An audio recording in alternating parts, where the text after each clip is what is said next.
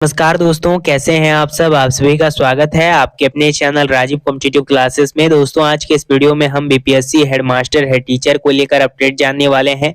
Video काफी ज्यादा important होने वाला है, इसलिए इस वीडियो को तमाम ग्रुप में शेयर कीजिएगा। बीपीएससी हेडमास्टर हेड टीचर का कुल कितना एरियर बाकी फुल कैलकुलेशन इस वीडियो में आज मैं आप लोगों को बताऊंगा। डीए 50 से लेकर के 58%, एचआरए 4-5%, उसके साथ आप लोगों का यहाँ पे बेसिक पे में इंक्रीमेंट जो हुआ है उसके आधार पे फुल कैलकुलेशन देने वाला हूँ। इस वीडियो को देखने के बाद आप लोगों का टोटल डाउट क्लियर हो जाएगा। आप लोगों का एरियर को लेकर, 7 पे कमीशन को लेकर, 58% डीए के साथ क्या हम लोगों का मूल वेतन होगा, उसके साथ सेवा निरंतरता के साथ 7वां वेतन आयोग 58% डीए आप लोगों को मिलने जा रहा है। हेड मास्टर हेड टीचर के लिए बड़ी घोषणा की गई है। मूल वेतन बढ़ोतरी पर फाइनल अपडेट है और शिक्षा विभाग द्वारा महत्वपूर्ण निर्देश भी जारी किए गए हैं। इसलिए शुरुआत में ही कह देना चाहता हूं, वीडियो काफी ज्यादा इंपॉर्टेंट है। वीडियो को तमाम ग्रुप में शेयर कीजिएगा। वीडियो को शुरू करते हैं। अब सबसे पहले आप लोग यहाँ पे देखिएगा, बड़ा फैसला आया है। अक्टूबर माह का वेतन 21 अक्टूबर से मिलेगा। छठ पर्व को देखते हुए बिहार सरकार ने सभी राजपात्रित व अराजपात्रित कर्मचारियों को अक्टूबर 2025 का वेतन 21 अक्टूबर से भुगतान करने का आदेश जारी किया है।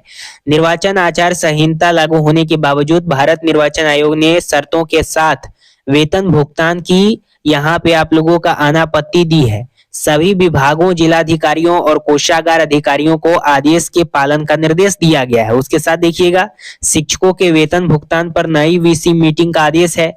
शिक्षा विभाग की हालिया वीसी मीटिंग में निर्देश जो आप लोगों का निदेशक है उनके द्वारा आदेश दिया गया है कि 25 अक्टूबर तक सभी शिक्षकों का वेतन भुगतान कर दिया जाएगा। हालांकि जिन प्रधानाध्यापकों का एचआरएमएस ऑनबोर्डिंग अभी तक पूरा नहीं हुआ है उनका वेतन फिलहाल रुका होगा, और उसके साथ वहीं जिनका ऑनबोर्डिंग पूरा हो चुका है उनका भुगतान शीघ्र किया जाएगा। आगे आप लोगों के लिए अपडेट है, प्रधानाध्यापक की सैलरी बिल रोक रहे हैं बीओ। कई प्रखंडों में प्रधानाध्यापक की एचआरएमएस प्रक्रिया पूरी होने के बावजूद बिल नहीं भेजा जा रहा है।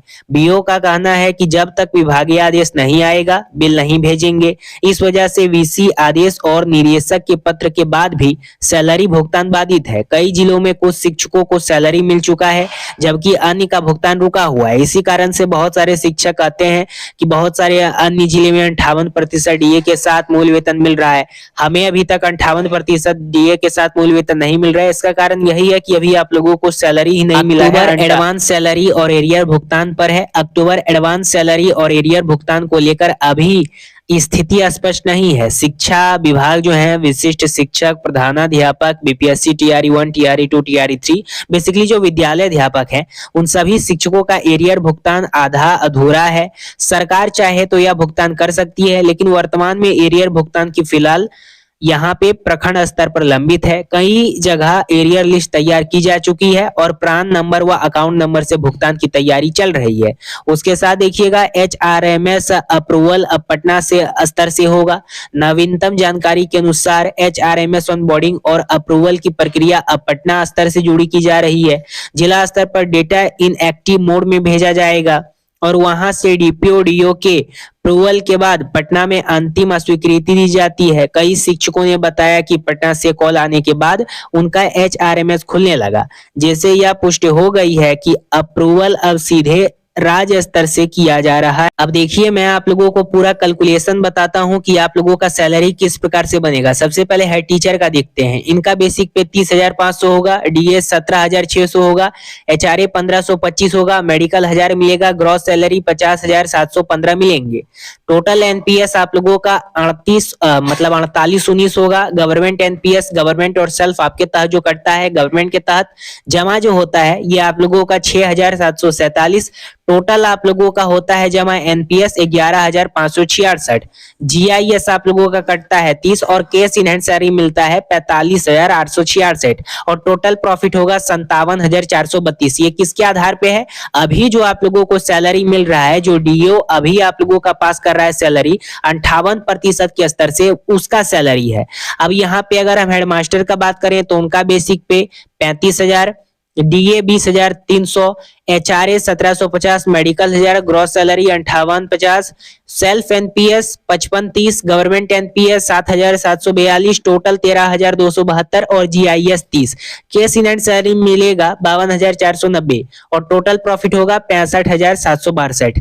तो इस प्रकार से आप लोगों का सैलरी बनेगा। तो हर एक शिक्षक के कंपैरिजन में आप ही लोगों का सबसे ज्यादा सैलरी है। ये किसके आधार पे बताया गया है? कुछ जिलों में 58% डीए के साथ सैलरी मिली है, तो उसी के आधार पे आपको भी ये बनाया गया है स्ट्रक्चर, इसी के आधार पे दिया जा रहा है। तो यहाँ पे देखिएगा, उधर मैंने जो बताया वो तो आप लोगों का क्लियर हो गया है कि 58% डीए के साथ हम लोगों का मूल वेतन क्या मिलेगा। अब जब आप लोगों को पे प्रोटेक्शन का लाभ दे दिया गया है, तो पे प्रोटेक्शन के साथ आप लोगों का मूल वेतन क्या मिल रहा है? जो साल 2003 से 2005 तक जितने भी बहाल शिक्षक हैं, प्रधान शिक्षक का बेसिक पे इस प्रकार से मिलेगा। महंगाई भत्ता 58% के साथ इस प्रकार से मिल रहा है। एचआरए इस प्रकार से मिल रहा है। उसके साथ आप लोगों का यहाँ पे मेडिकल के लिए सभी क्लास के लिए 1000 मिलता है। कुल आप लोगों को यहाँ पे मिलता है 2003 से 2005 तक जितने भी बहाल शिक्षक हैं, लास्ट 55,382 और एनपीएस 10% के आधार पे इतना जमा होता है। देख लीजिएगा अपना अपना, ठीक है। 2006 से 2007 तक बहाल है, उनका देखिएगा। जो 2007 के बाद है उनका देखिएगा। तो ये प्रधान शिक्षक वो प्रधान शिक्षक है जिनको पे प्रोटेक्शन का लाभ दे दिया गया है और 58% डीए के साथ उन लोगों का मूल वेतन इसी माह से इस प्रकार से मिल रहा है, यानी अक्टूबर वाला पेमेंट। बहुत सारे शिक्षक कंफ्यूज होते हैं कि हमें समझ में नहीं आता किस प्रकार से कैलकुलेशन किया जाता है। तो देखिए, इस प्रकार से आप लोगों का कैलकुलेशन किया जाता है। साल 2003 से 2005 तक जितने भी बहाल शिक्षक हैं वो अपना अपना देख लीजिएगा। इधर देख लीजिएगा, जिनका जिनका बेसिक पे है उस हिसाब से देख लीजिएगा, अपना अनुमान लगा लीजिएगा कि अगर हम अभी विशिष्ट शिक्षक रहते या नियोजित शिक्षक रहते और हमारा इस प्रकार से बेसिक पे रहता, तब हम लोगों का मूल वेतन क्या होता। देख लीजिए अपना अपना। इसमें हाईलाइटेड भी करके बता दिया गया है कि साल 2010 में जो बहाल है, 7 में जो बहाल है, 3, 5, 6 में जो बहाल है, उन सभी का दिया गया, अपना अपना देख लीजिए। सबसे इंपॉर्टेंट कि अभी तो हम लोगों को सेवा निरंतरता का लाभ नहीं मिला है, तो सेवा निरंतरता का लाभ मिलने के बाद प्रधान शिक्षक प्रधानाध्यापक का मूल वेतन क्या होगा। जो 2003 से 2005 तक बहाल है उनका इस प्रकार से होगा। जो 2006 में बहाल है उनका इस प्रकार से होगा पे प्रोटेक्शन के साथ। 2010 में जो बहाल है उनका इस प्रकार से होगा। 2013 वाले टीटी वाले, 2016 वाले टीटी वाले, 2022 वाले छठा पेज के तहत अपना अपना देख लीजिएगा। अब इस प्रकार से अपना अपना समझ लीजिएगा एनपीएस और ईपीएफ क्या कटता है हम लोगों का और टोटल सैलरी क्या बनता है। उसके साथ अगर एक और चीज मैं आप लोगों को बताऊं तो टोटल आप लोगों का एनपीएस कितना जमा होता है। अगर आप विशिष्ट शिक्षक रहते तब कितना होता, प्रधान शिक्षक रहते तब कितना होता।